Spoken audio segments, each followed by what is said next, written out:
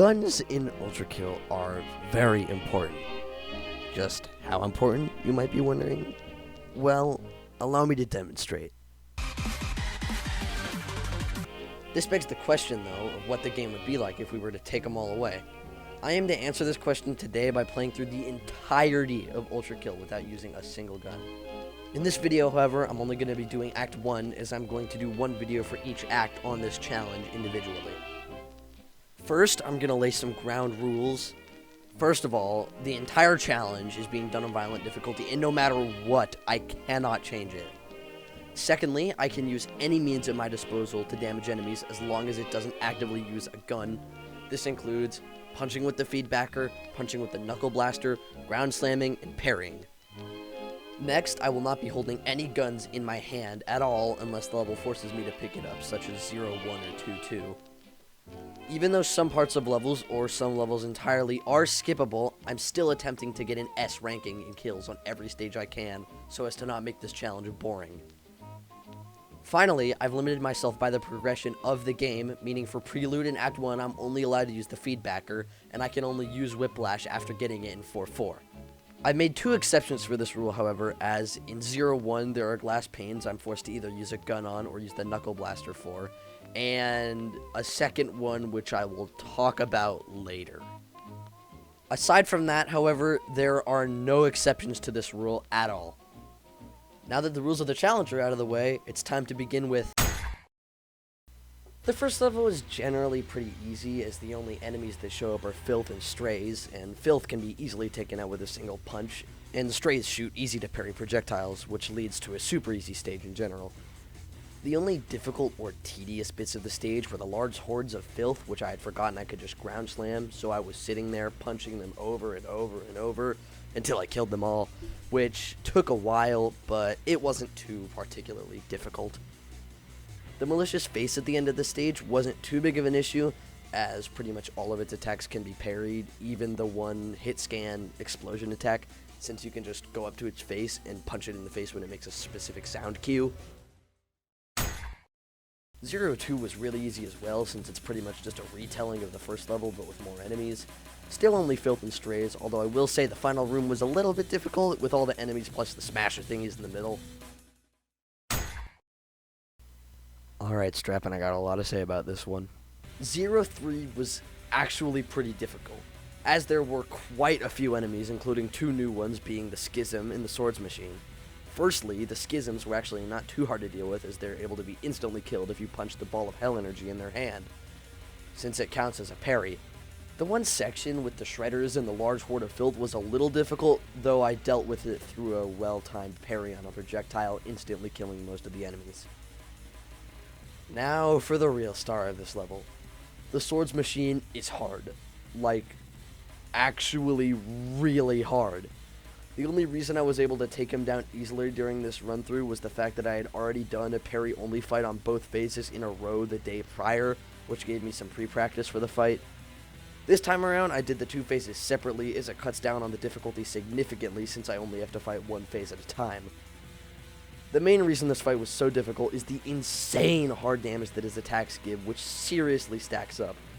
The strategy I ended up using to beat him was parrying and dashing right as he would strike, so after the parry I could attempt to avoid damage. And if my hard damage got too bad, I would just slide around the room attempting to avoid getting hit until the hard damage I had would go away. This level isn't too bad, except for the first room, which is pretty annoying. The large amount of strays shooting at once combined with the huge horde of Filth work together to make a very difficult room to beat without any guns. Furthermore, a malicious face spawns after most of the enemies have been cleared, which, while not difficult, does add some difficulty to it. I finally remembered I could use ground slamming at the end of this level with the massive horde of Filth, significantly decreasing the difficulty of Filth hordes in Limbo.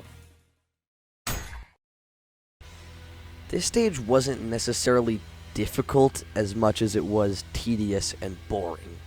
90% of it included sitting on the Cerberus and punching it over and over and over again, occasionally parrying the apple. Once the second Cerberus spawned, I just gave up all hope of parrying the apple and just resorted to punching the two Cerberi over and over until they both died. Thankfully, they would actually just start damaging themselves with the explosion from the apple near the end of the fight, which sped up the process a little bit.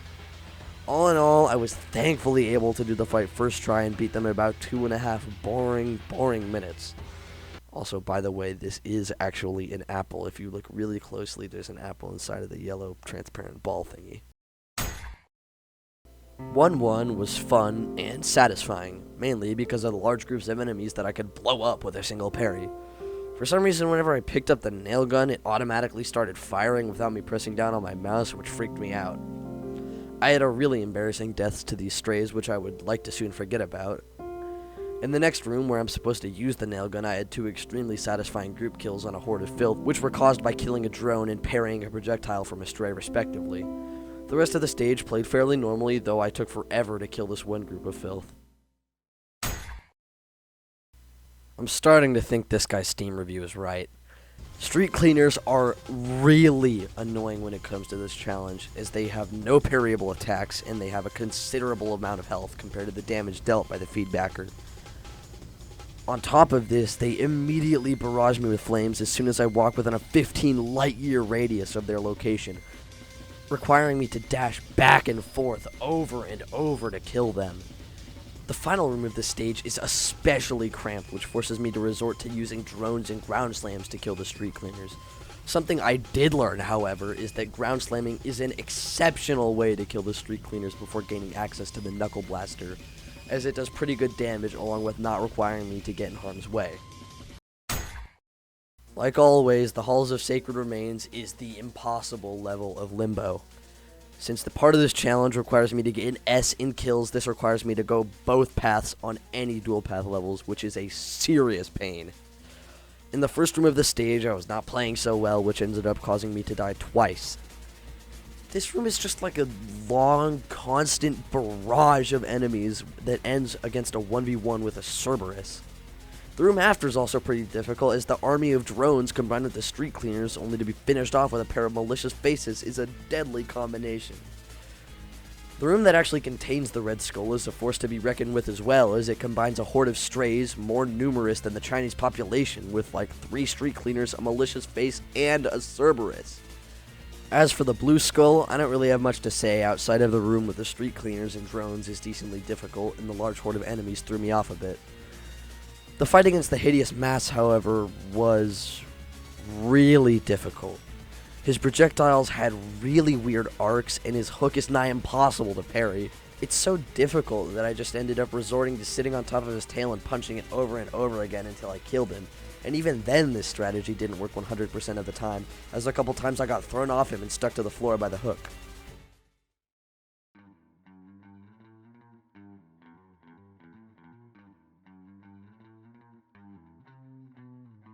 I thought this challenge was supposed to be, well, a challenge. I'm only joking, as this did take me a couple of tries, but for a challenge with no guns, V2 is remarkably easy. This mostly stems from the fact that his attacks, mainly his shotgun, can be easily parried back at him, and due to his low health, they do insane damage. I was able to take him out with nothing more than 5 parried shotgun blasts. Granted, I had done something similar to this beforehand, as V2 is very, very fun to parry, so if nothing else is taken away from this, I wholeheartedly recommend you go attempt to parry only V2, as it is a blast. After beating V2, I got the Knuckle Blaster, which is going to be my ticket to completing this challenge. It allows me to take down the tankier enemies far quicker, along with destroying big groups of enemies quicker than just ground slamming over and over again, since I can use the shockwave of the Knuckle Blaster to kill them. Overall, I don't really have too much to say about 2-1, as there's nothing particularly difficult about it. It was mostly the same enemies from Limbo. I will say though, I do like the part where I broke the glass and both of the street cleaners fell into the pit. That was satisfying. The part with the Cerberus was a bit difficult, but after gaining access to the Knuckle Blaster, they're not too big of an issue anymore. The malicious face combined with the 2 drones at the end was a bit stressful, but it wasn't particularly difficult. 2-2 isn't very hard either, as the soldiers can just be one-shotted with the Knuckle Blaster, and the malicious faces can be parried for a quick kill. The one section with the drones and street cleaners was a bit difficult, but most of them ended up jumping off into the shredder or blowing up anyways, so it wasn't too bad. I will say, though, the very enclosed area with the street cleaners provided a decent challenge, though I was able to just dash through them and it was relatively fine. The final section of the level didn't prove to be particularly bad either, as it was just mainly a parry fest. The battle against the Malicious Face and the Cerberus was pretty fun, since it was something different from the smaller enemies that had been consistent throughout the level. This level is, at least for me, usually the most difficult level in Lust, and this time I would say that's almost true. I'll elaborate on the hardest for me this time later, but for now I want to talk about 2-3. There seems to be a trend with the third level in each layer of this game being ridiculously hard when it comes to, like, just the actual enemies. This level is not an exception to that rule, as it starts with a projectile onslaught from like a million strays and soldiers. The next room is pretty easy, as it's just a bunch of filth with a malicious face and some street cleaners.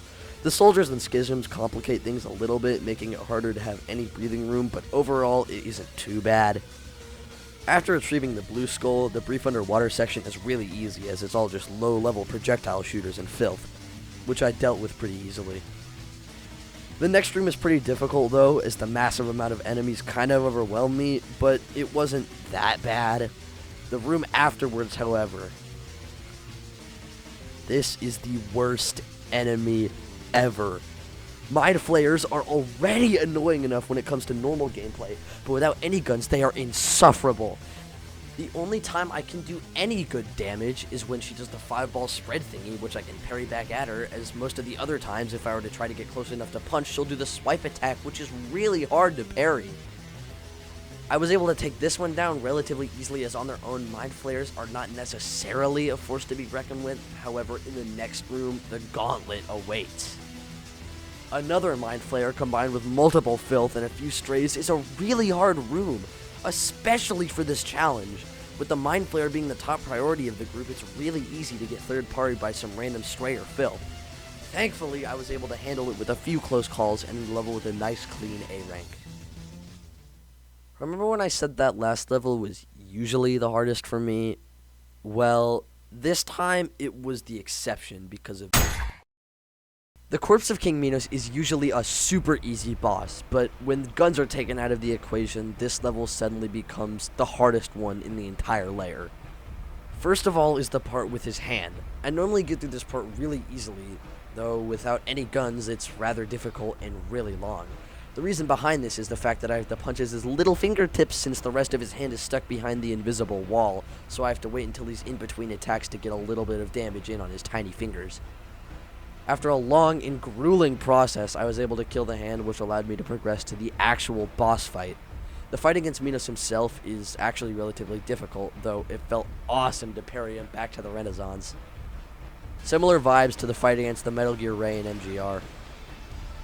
When all was said and done, even though it was a relatively hard stage compared to the rest of them, it was still pretty easy to complete, and I only died to the boss a couple times. Gluttony was overall really easy. The only big difficulty spikes I encountered throughout this level were the Mind Flayers at the start and end of the level, the first of which I simply went into the secret room to kill with ease. The room with 3 Cerberi was a bit difficult, as they become a pretty big hassle when they're enraged, though the Knuckle Blaster paired with lots of ground slamming took them out pretty easily. The really big room with the large spiralish path was pretty easy, as all of the enemies were either taken out super easily with the Knuckle Blaster or could be parried no problem. The only exception to this rule was the group of street cleaners that showed up near the end, but the Knuckle Blaster and ground slamming was still able to take them out easily. This poor soldier ended up getting stuck on the stairs, so I had to go put him out of his misery. The large combat room following was easy enough, though I did end up dying once since I was at low health when the malicious faces spawned and I was playing poorly, which caused me to die when I tried to ground slam onto one of them.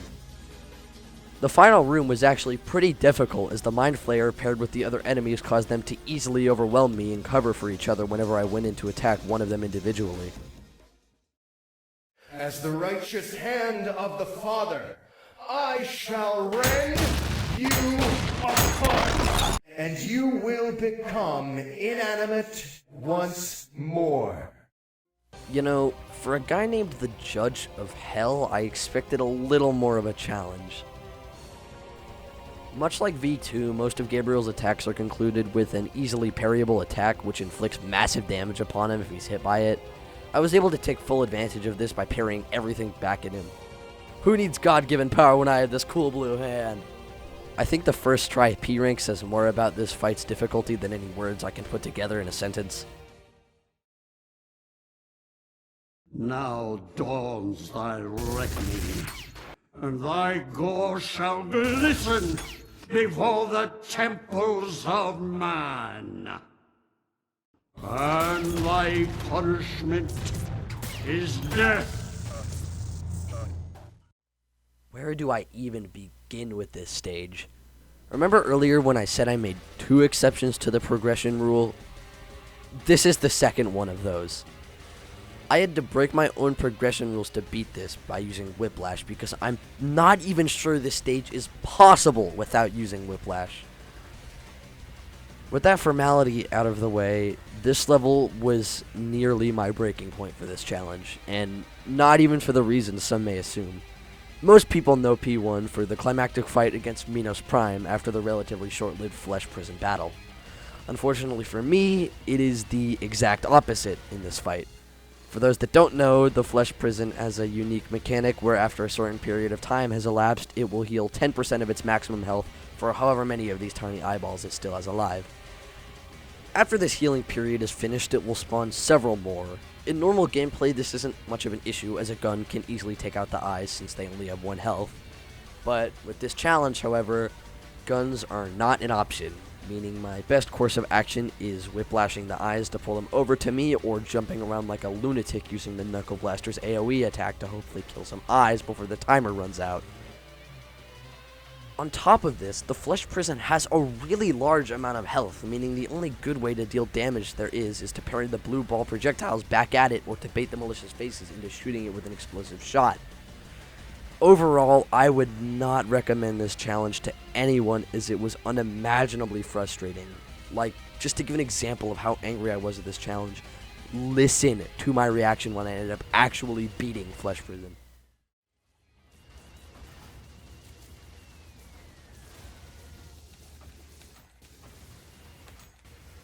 Yes! Yes! Oh my god!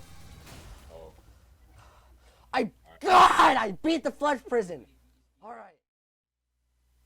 After killing the Flesh Prison, Minos was a joke in comparison, as all of his attacks are super easy to learn with plenty of parry windows for big damage. I ended up first trying him and claiming my victory on what now is the hardest challenge I've ever completed in Ultrakill. In conclusion, Act 1 was extremely fun and relatively easy to complete for this challenge, with the only major hurdle coming in the form of P1, which even then isn't part of the main progression, so you don't have to complete it if you just want to play through the main game with the challenge. Okay, here's the part where I say that I made this script in November of last year and not now, because here in the original script I had a thing about waiting until P2 released to do Act 2, but now with the release of P2, I don't really know if I'm going to be able to do that with this challenge, because oh my god, that is going to be a nightmare. That being said, I will attempt to do Act 2. Well, I will do Act 2, but I will attempt P2 maybe, but it's like a 70-30 chance I don't or can not do it, because let's be honest, that level is really hard. But with that being said, all those parting words, this has taken way too long. That is all.